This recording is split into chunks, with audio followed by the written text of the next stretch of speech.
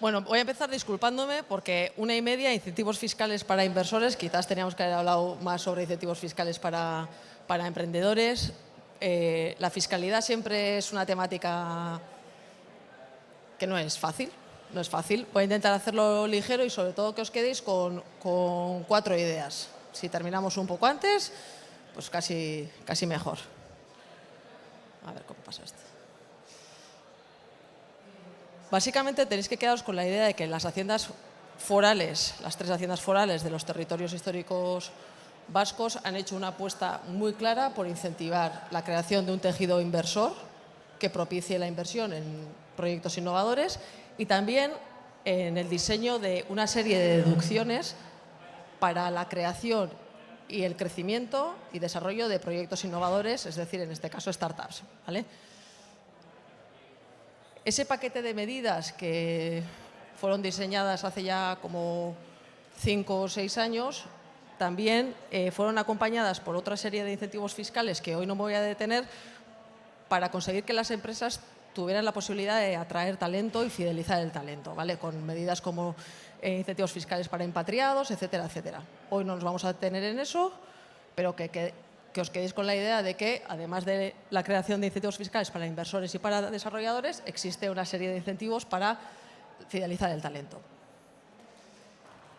Dentro de los incentivos fiscales para la inversión en innovación o en startups, tenemos 2 paquetes principales. Los incentivos fiscales para inversores que invierten a través de, como personas físicas, incentivos fiscales, deducciones para business angels y deducciones para aquellos inversores que invierten a través de personas jurídicas, que luego, como veremos, ha sido una medida muy demandada por el ecosistema, porque, como todos sabéis, la mayor parte de las inversiones, o por lo menos los importes más importantes, suelen realizarse a través de personas jurídicas.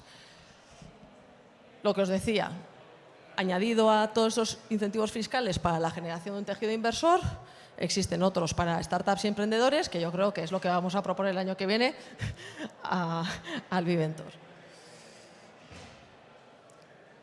Os dejo aquí señalados cuáles son los incentivos fiscales más importantes para la inversión como persona física y para los inversores que invierten a través de las empresas. Voy a detenerme casi en exclusividad en explicaros la deducción para business angels, que es la más importante para aquellas personas físicas que invierten en startups, la exención en la transmisión de participaciones en sociedades, que es fundamental para cualquier inversor que quiera invertir de forma profesional, la última de las deducciones que metieron en el impuesto sobre sociedades, que es la misma que se prevé para la inversión como business angels, pero para aquellas empresas que inviertan a través de persona jurídica, la deducción por la participación en la financiación de proyectos de I+D o el famoso 64 bis, que, si bien es cierto, no incentiva la inversión en startups, sí que incentiva la financiación de proyectos tecnológicos, con lo cual indirectamente podemos incluirla aquí.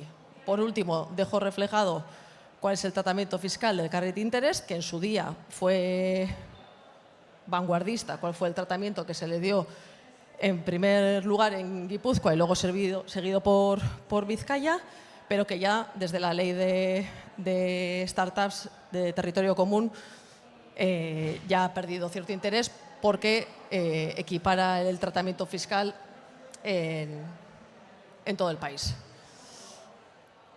Empezando por la deducción por business angels, y esto me sirve para todos los incentivos fiscales que vamos a revisar de forma general, tener en cuenta que tenemos 3 haciendas, tenemos tres iniciativas legislativas distintas, la sensibilidad de cada hacienda es distinta porque el tejido de cada territorio es distinto. Con lo cual, si bien es cierto que se puede decir de una forma homogénea que la hacienda foral, las 3 haciendas forales creen en estos incentivos, cada una lo hace de una forma distinta y con algunos matices. Como estamos en Vizcaya, aunque yo soy guipuzcoana, nos vamos a centrar sobre todo a ver cuáles son los detalles de los incentivos en Vizcaya, ¿de acuerdo?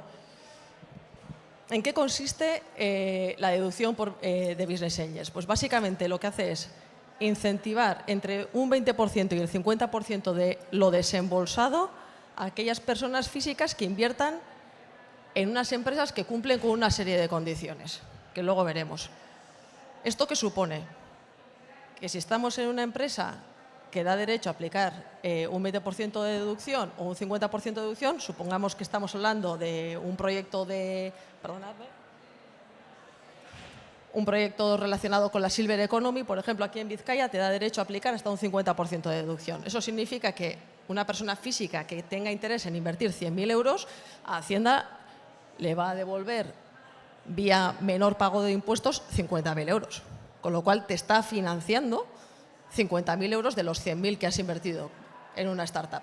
¿De acuerdo? Con lo cual es muy importante que aquellos inversores que tengan interés en invertir en startups tengan conocimiento, por lo menos les suene, que invertir en este tipo de empresas es más interesante que invertir, desde el punto de vista fiscal, obviamente, que es más interesante que invertir en cualquier otra empresa, porque le genera unos incentivos fiscales que otra empresa no le generará. Aquí vemos un ejemplo. Supongamos que invertimos 100.000 euros en una startup considerada entidad innovadora de nueva creación, por ejemplo, y que las rentas que genera esta persona anualmente ascienden a 200.000 euros. En este caso, en Vizcaya, esta inversión le dará derecho a aplicar 35.000 euros de deducción. Y como consecuencia de ello, el IRPF de este inversor a pagar será de 47.723 frente a 82.723 euros de IRPF que tendría que pagar la misma persona en caso de que hubiera invertido en acciones de Iberdrola, espero que no haya nadie aquí de Iberdrola, en lugar de hacerlo en una entidad innovadora. Con lo cual, la renta disponible que le queda a este inversor es sustancialmente superior para el caso en el que esa inversión se haya realizado en una entidad innovadora y no en una empresa que no tiene esas condiciones. ¿De acuerdo? Este es el cuadro comparativo de este mismo incentivo en los 3 territorios históricos y territorio común. Como veis, en Vizcaya la deducción es del 25 o del 35% en función de si el proyecto o la empresa en la que se está invirtiendo tiene la calificación de entidad innovadora o es un proyecto asociado a la Silver Economy, en cuyo caso da derecho hasta un 35% de deducción. Tiene una limitación en función de las rentas de ese inversor. No voy a entrar en tecnicismos. Es fundamental que la empresa en la que se invierte tenga entre 5 y 7 años, muchas de las startups que exponen hoy aquí. Muy importante que tiene que mantener la inversión durante 5 años.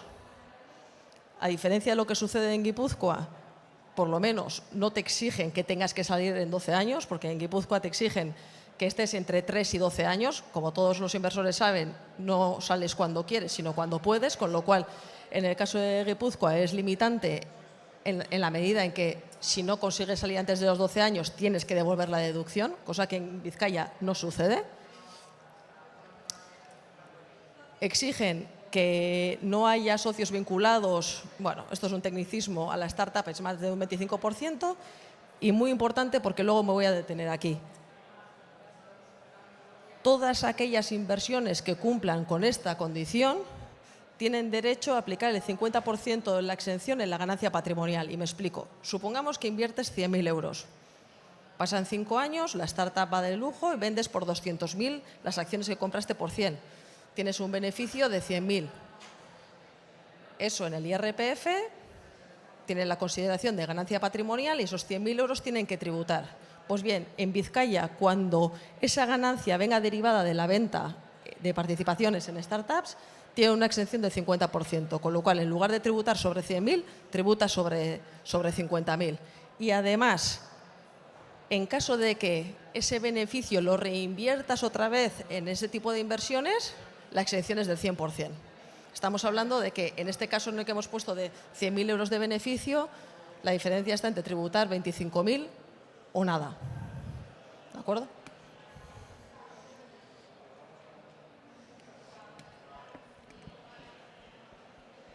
Este es uno de los incentivos fiscales que no está diseñado específicamente para la inversión en startups, sino para la inversión en general.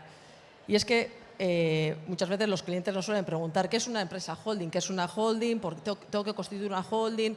No me voy a detener en tecnicismos porque aquí se puede hablar largo y tendido sobre holdings, pero sí es importante tener en cuenta que, a diferencia de lo que ocurre cuando es un socio o persona física quien vende las participaciones, en cuyo caso tiene que tributar en IRPF al tipo del ahorro del 25%, cuando una empresa vende las participaciones que tiene en otra empresa, esa tributación queda exenta siempre y cuando tenga más de un 5% de las participaciones en la empresa en la que participa y esa participación haya tenido un plazo de mantenimiento superior a un año. Es decir, que no constituyas la empresa única y exclusivamente para hacer esa operación, sino que haya tenido cierto periodo de permanencia.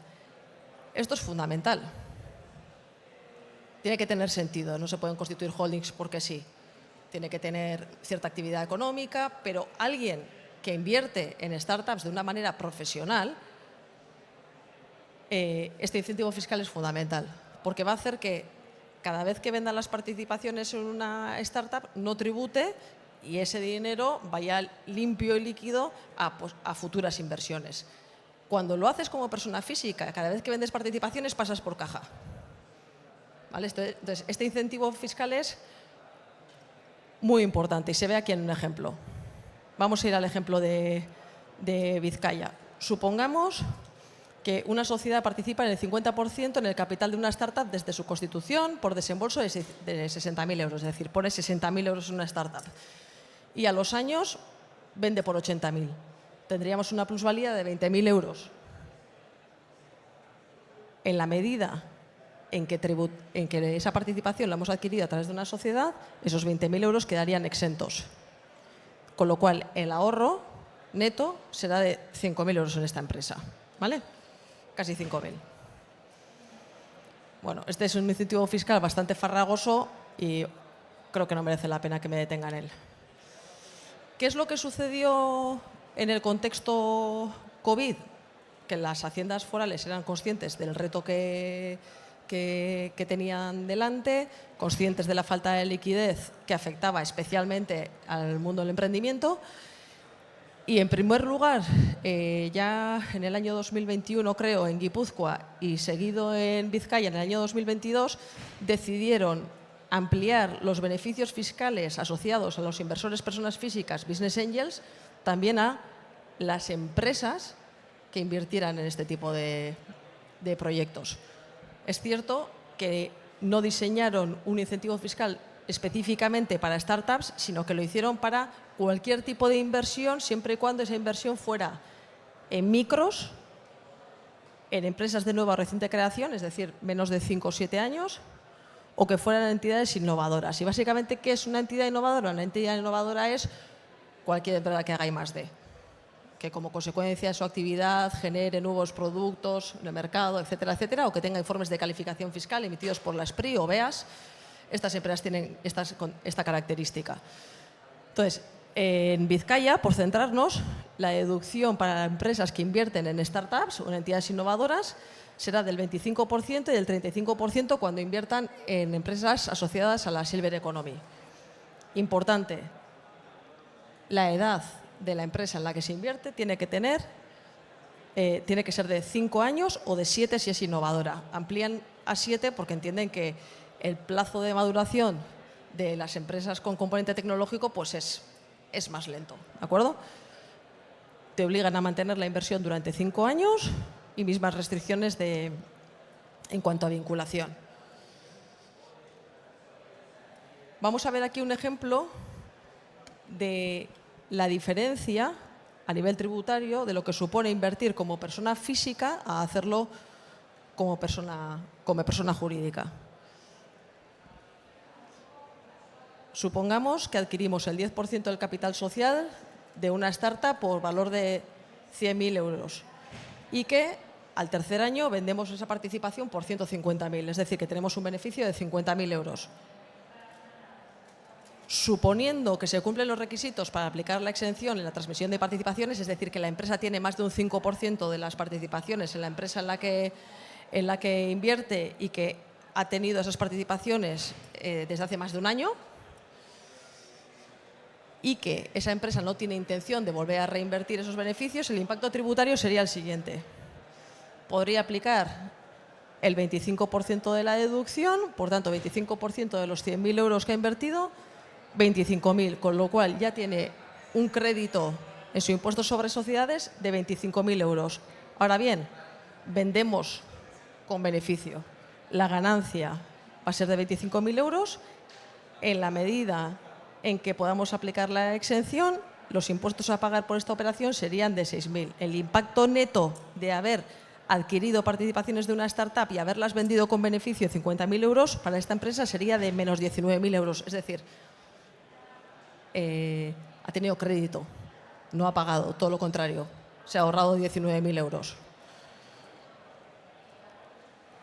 En el caso de persona jurídica, en la medida en que por la desinversión en Vizcaya no tiene que pagar impuestos, el impacto sería de 25.000. En cualquier caso, lo importante es conocer que a través de persona física tenemos unos incentivos, a nivel de persona jurídica tenemos otros, pero que más allá de la deducción, que es la información que de primeras nos viene a la cabeza, por la adquisición de las participaciones, lo que es fundamental es saber cuál es el tratamiento de la desinversión. Porque un 25% de 10.000 euros que has puesto en una startup es poquito dinero, aunque parezca que estamos hablando de unos incentivos muy importantes, y sin embargo, donde nos interesa tener incentivos fiscales es a la hora de vender, que es donde tú vas a tener ahí, donde esperamos por lo menos tener altos beneficios. ¿De acuerdo? Con lo cual, para eso es importante poder planificar. ¿Eso significa que cualquier persona puede invertir a través de personas jurídicas y convertir esto en un...? No. La holding tiene que tener una actividad económica y tiene que estar afecta al impuesto sobre sociedades. Os decía, estos son los incentivos fiscales más importantes en relación con la inversión en startups, pero ya desde el año 2018 tenemos un incentivo que ha sido muy conocido aquí en territorios forales como el 64 bis, en Navarra en el artículo 62, que permite obtener rentabilidad financiera a aquellas empresas que financien proyectos de otras empresas. No hablamos de adquirir participación, no tienes acciones sobre esa empresa ni participaciones, pero sí que se asocia son incentivos fiscales asociados a la financiación de proyectos de I+D de otras empresas. Fernando, si quieres, ¿sí? Bueno, yo creo que ya es un incentivo fiscal muy conocido por prácticamente todos, pero voy a intentar no extenderme demasiado. Básicamente, lo que este incentivo fiscal busca es que aquellas empresas que generan deducciones por el mero hecho de hacer el esfuerzo de gastar dinero en su I+D puedan monetizar ese esfuerzo. ¿Por qué? Porque las tres haciendas forales sean conscientes de que la gran mayoría de las empresas que generaban deducciones por I+D no eran capaces de aplicar las deducciones en su impuesto sobre sociedades porque no estaban en disposición de pagar impuestos sobre sociedades, es decir, no ganaban dinero. ¿Eso significa que para poder aplicar este incentivo fiscal tienes que estar perdiendo dinero en la empresa? No, te puede suceder que tú tengas un buen resultado, pero que hagas tanto I+D que tu impuesto sobre sociedades no sea capaz de absorberlo y que en ese momento tú hagas el análisis como empresa y digas, ¿qué prefiero? ¿Tener un crédito fiscal que pueda aplicar en X años vista o monetizar este mismo año y convertir en cash con un descuento? Pues básicamente lo que el artículo 64 bis permite es que empresas que teniendo mucho impuesto sobre sociedades que están ganando dinero puedan aplicar las deducciones que generan las startups que desarrollan esos proyectos de I+D. ¿Vale? Nosotros coloquialmente intentamos explicar esto como si existiera una transferencia de la deducción de I+D, pero no existe tal transferencia, no existe tal cesión de crédito fiscal. Es el inversor que financia proyectos de otros el que genera automáticamente el derecho a aplicar la deducción de I+D. ¿Cuáles son las condiciones para que una empresa pueda hacer esto? Entonces, en primer lugar, lo que Hacienda exige es que la empresa esté desarrollando un proyecto de I+D o de innovación. Y eso está identificado y definido en los artículos 62 y 64 de la norma foral del impuesto sobre sociedades. Y, además, que antes del inicio del proyecto, esta empresa solicite a SPRI o a BEAS el informe de calificación fiscal. Es decir, que haya un organismo, un tercero, certificador que diga que esa actividad constituye un proyecto de I+D. ¿De acuerdo? ¿Qué beneficios aporta esto a la empresa de I+D? Básicamente, esto supone una vía de financiación alternativa para empresas que desarrollan I+D de forma continuada. Nosotros llevamos trabajando años con esta herramienta y si bien es cierto que de un año a otro alguna empresa pueda decidir unos años hacerlo, otros no, eso es anecdótico. El que empieza a hacer 64 bis se financia ya prácticamente todos los años a través del 64 bis. Se cofinancia. ¿De acuerdo? ¿Cuál es el beneficio para los inversores? Y este incentivo fiscal sí que está limitado en territorios forales. Hacienda permite a los financiadores que financien proyectos de I+D obtener una rentabilidad financiera máxima del 20%. Y digo máxima, porque Hacienda no tiene ningún problema en que un financiador pudiera estar interesado en financiar proyectos de otros a cambio de ninguna rentabilidad o incluso del 5%. La realidad es que el mercado no está en eso. El financiador a día de hoy exige, por lo menos en todas las operaciones que yo he visto, exige ese 20% de rentabilidad. Y otra de las cosas que empezamos a ver es que además de esa rentabilidad financiera, porque efectivamente esto es un producto financiero para los inversores asocian el 64 bis también a inversiones que aportan y que tienen un alto componente de RSC, de responsabilidad social corporativa. Entonces, hay financiadores que buscan invertir en proyectos de un sector o proyectos de salud o proyectos con los que pueda generar algún tipo de sinergia o actividad comercial. Bueno, de eso también cada vez vemos más. Lo que os decía, la sensibilidad de los tres territorios históricos es distinta. En Vizcaya prácticamente no tenemos ninguna limitación en cuanto a las características que tiene que tener una empresa para poder financiarse a través de este incentivo, siempre y cuando haya solicitado un informe de calificación fiscal y siempre y cuando desarrolle actividad de I+D. Pero en Guipúzcoa y en Álava, pues el incentivo es un poquito más pequeño. Solo las empresas que tienen la condición de pequeña o pyme pueden acceder a este incentivo fiscal y por lo demás no tiene límites cuantitativos. Cualquier empresa que esté interesada en adquirir créditos fiscales de otra empresa lo puede hacer sin ningún tipo de límite. Aquí el mayor problema que solemos tener son los plazos. Que en Vizcaya tenemos un plazo de 6 meses desde el inicio del proyecto para que un financiador firme un contrato de financiación con un inversor, o sea, con un desarrollador. En la práctica, este es el mayor de los escollos porque el inversor tiene visibilidad de cuál es el resultado que va a tener en la medida que se va acercando a final de año. Y es entonces cuando determina el importe, o sea, qué interés tiene en financiar proyectos de I+D de terceros en la medida en que será su capacidad del impuesto sobre sociedades el que le diga cuánto I+D, cuántas deducciones quiere comprar. Y eso sucede al final de año.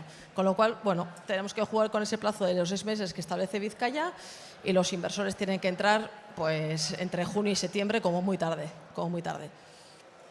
Limitación que en Guipúzcoa y en Álava no tenemos y eso nos da cierto margen de maniobra. Para terminar, os he puesto aquí un ejemplo para un proyecto de I+D que tenga un gasto de 400.000 euros.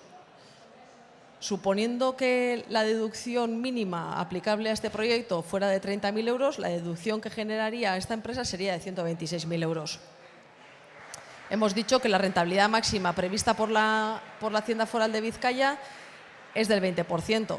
Si un inversor quiere aplicar una deducción de 126.000 euros y obtener una rentabilidad del 20%, eso significa que el desembolso no puede ser superior a 105.000. Es decir, va a pagar a la empresa de I+D 105.000 euros a cambio de aplicar en su impuesto sobre sociedades en julio del año que viene 126. Luego la rentabilidad es la diferencia entre lo desembolsado y el importe de crédito fiscal que va a declarar en su impuesto sobre sociedades, los 21.000 euros. Esto nos lo suelen preguntar. ¿Qué tipo de financiador necesitaría esta empresa para poder firmar un convenio de financiación? ¿Cuánta capacidad tiene que tener el financiador para poder adquirir estos 126.000 euros? pues estaríamos hablando de una empresa que tuviera beneficios por encima de 1.500.000. Esto sucede porque las deducciones de I+D asociadas a 64 bis son deducciones con límite del 35%. Traducido esto a un lenguaje más llano, necesitamos empresas que ganan mucho dinero para unos importes de inversión no muy elevados. ¿De acuerdo?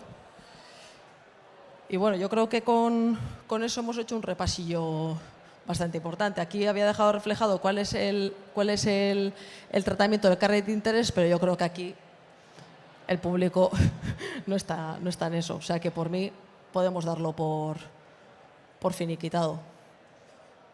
No sé si tenéis alguna duda.